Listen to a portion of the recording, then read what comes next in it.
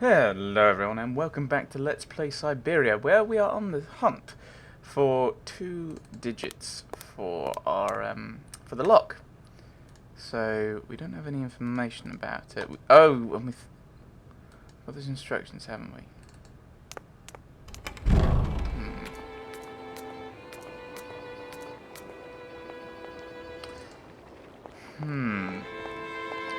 I'm.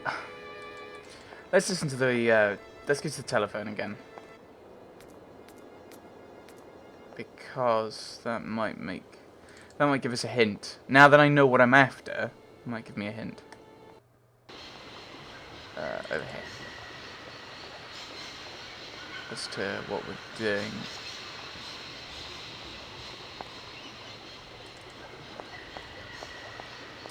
Let's see what the number is.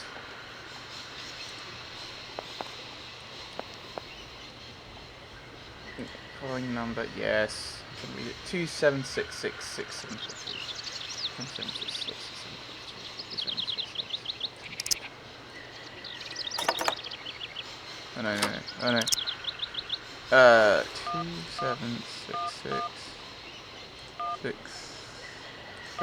27666742. Is that right?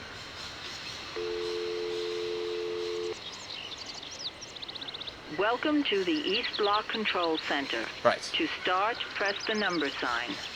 Okay.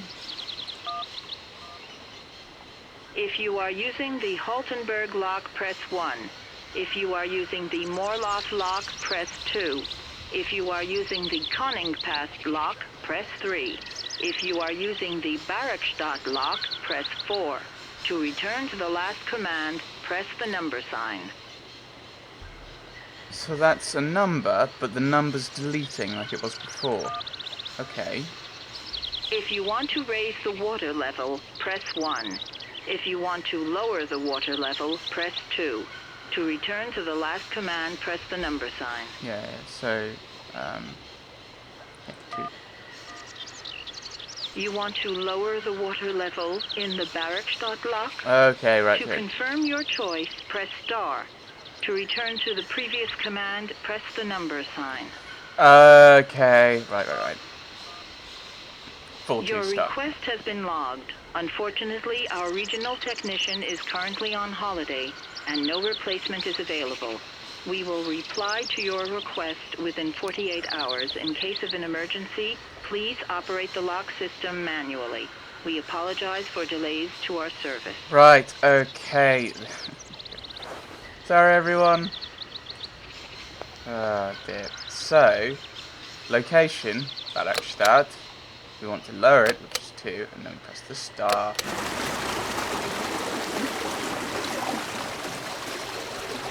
Right. It was just a phone call. Yay.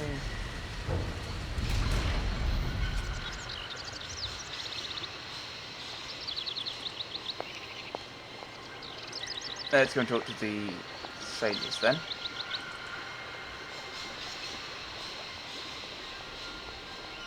I wonder if you have to put the lock back up.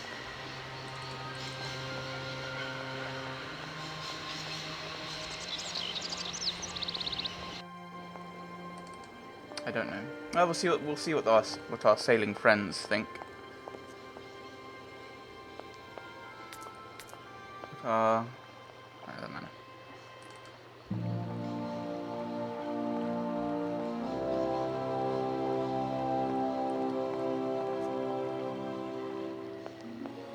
Hey there, on the boat.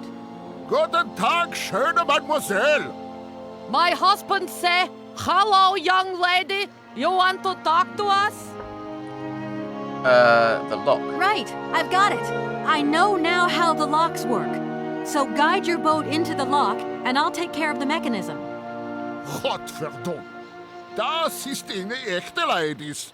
Alle etwa, range alle Dingen and obligados de dame. Ach, set content und zurück again. What did your husband say? You, hurry up. We hurry to travel again. Okay.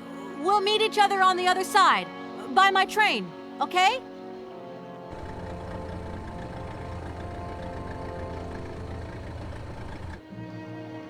Okay, that was weird.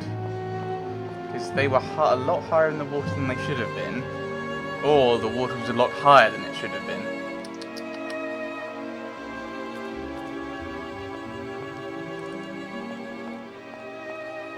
So do I have to raise it again then? The water.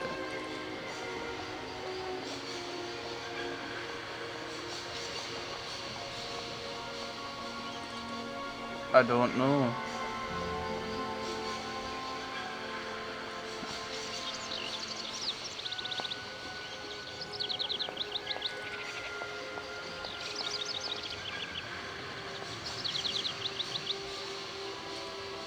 So do I...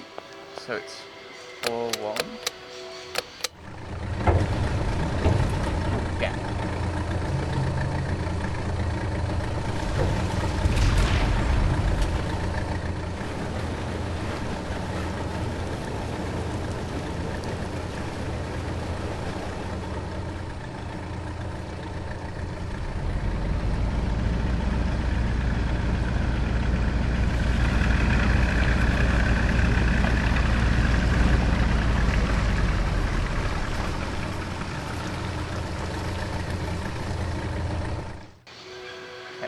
So,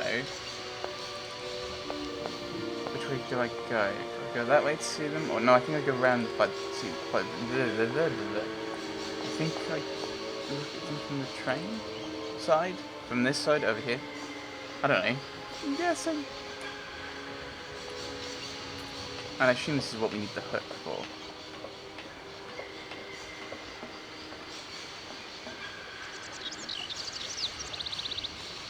Over again. And that way. We're progressing slightly, kind of vaguely.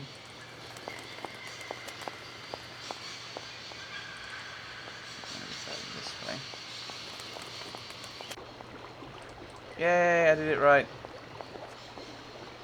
Hey there! On the boat! Da, barge on other side. You still need us? It must be really neat to travel by river. Oh, slechte boot. Eine vergeten das Grund. Für mich, locker ist fantastica. Eine kleine Rot mit Ustet, okay. You guide. Excuse me? My husband say he like his barge and he not like your train. Too noisy. If you want to travel in tin can, you stay in tin can. Sure. Help. What do we do now to tie my train to the barge? Mademoiselle Takatak, loco coco mitchen. What did your husband say? Use a chain. You attach chain to train and chain put train with barge. Hop, catch it up.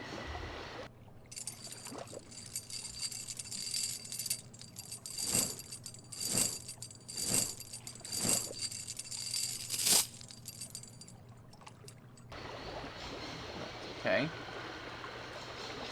Alright. Chain. If that's going to work, it looks like something's missing. Okay. So do I need to put the hook on it?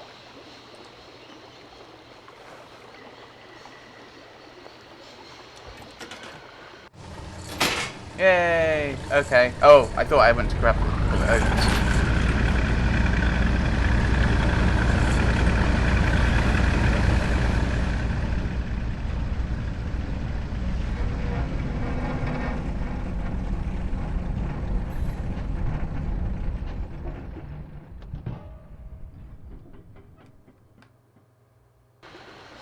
Okay, let's follow it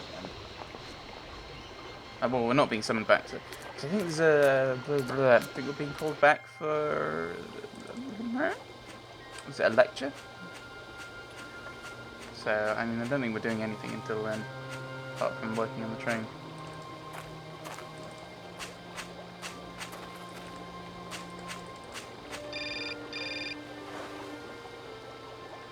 Not now. Hello, Kate Walker here. Miss Walker, this is Professor Ponce. I'm about to start my lecture on the Yukos at any moment. Please make haste to come. Okay, I'll give it my best.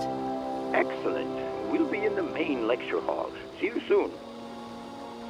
Okay, so I assume we just... Why didn't you just tell me that before? Led there now, I think.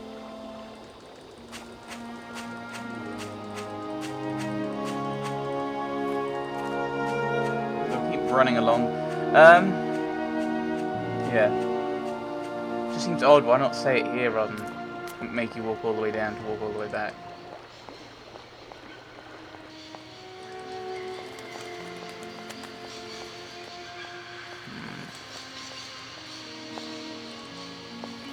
But yay, progressing. The train has moved indeed.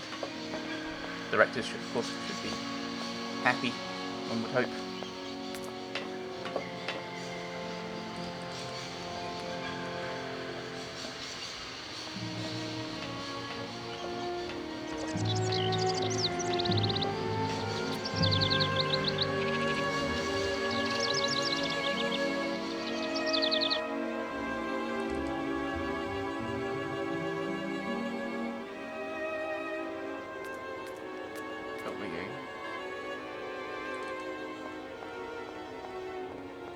So,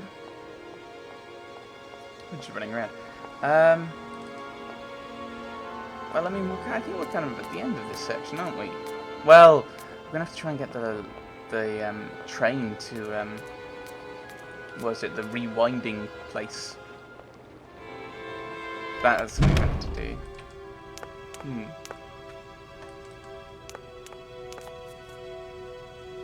wonder how we're going to do that. Or is it just going to be... It's in the rewinding place? Because I thought that... Oh, no, it must be. I would guess. Because I was thinking straight to the door, but... Ah, there you are, Miss Walker. Good, good. Take a seat quickly. I'm impatient to start my lesson. Okay, I'm not in control of this bit.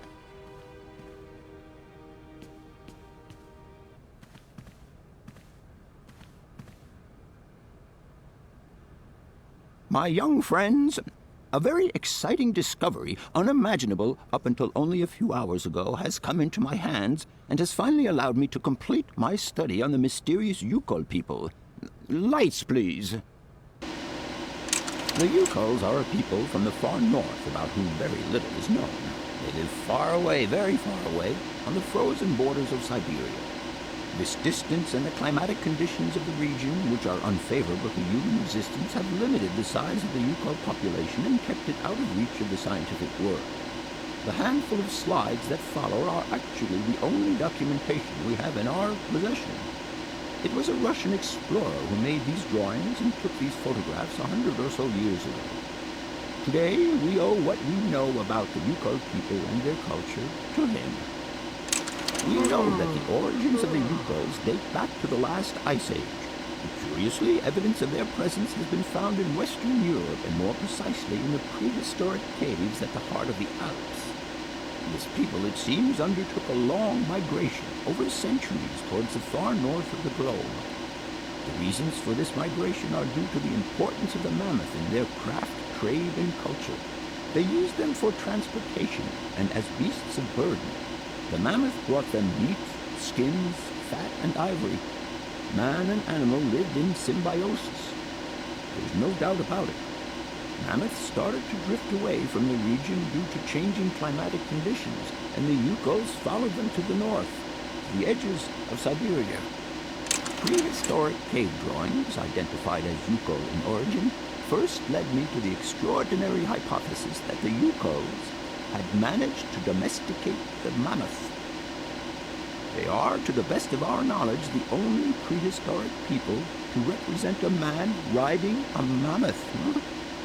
Today, because of this genuine mammoth skin effigy, identified by myself as an authentic Neolithic object, I can confirm this hypothesis. Yukos forebears managed to tame mammoths. Prehistoric man uses little imagination. He draws what he sees and represents scenes from real life. This familiar day-to-day object is actually a children's toy. As we have seen, Yukos existence was inextricably linked to that of the mammoth. They used its skin for clothing and to make the roofs and walls of their houses. They used the tusks to build the frameworks of their homes, as well as weapons, tools, and jewelry. Curiously, the disappearance of the mammoth 12,000 years ago had no immediate effect on the Yukos' way of life. It seemed that for a long time after, the people maintained their strong bond with the mammoth through the centuries. As incredible as it may seem, the Yuko people have continued right up until the start of this century to feed themselves on mammoth meat and to use the skin for clothing and shelter. Their ivory craftwork industry is still flourishing. It would Although it's appear that illegal. to preserve ancestral customs, the Yukos learned how to exploit through the centuries the large number of frozen mammoth carcasses that were perfectly preserved in the ice of the Siberian tundra. They have been able to live mainly off this enormous freezer stock for almost 30 centuries. As plausible as this explanation may seem, it seems it is not enough for the scientific community who, I will confess, is greatly perplexed by the question. In the absence of acceptable scientific evidence, we have to make do with Yukos shaman artifacts. The research department that I have the honor to represent today lends no credence to the myths and legends that these tribal charlatans peddle. We have to take their stories at face value, mere tales to while away the long Siberian winter. The legend of the Siberian ice ark is a very good example. You are invited to find out for yourselves from the pamphlet that I had passed around to you. This legend would have us believe that today, somewhere on a lost island to the north of Siberia, there are living mammoths still in existence, a sort of hangover from the Ice Age. This small herd has been miraculously preserved for more than 120 centuries by the Yukos' tender care. And the island on which the pachyderms are said to live is called Syberia. My friends, I advise you to resist the temptation you may have to believe in this pish and tish. The island of Syberia is not charted on any map, and the idea that mammoths have survived to the 21st century is an idle scientist's pipe dream. The Yukos were sadly among the first victims of the colonization of continental Siberia led by the Russians in the 20th century.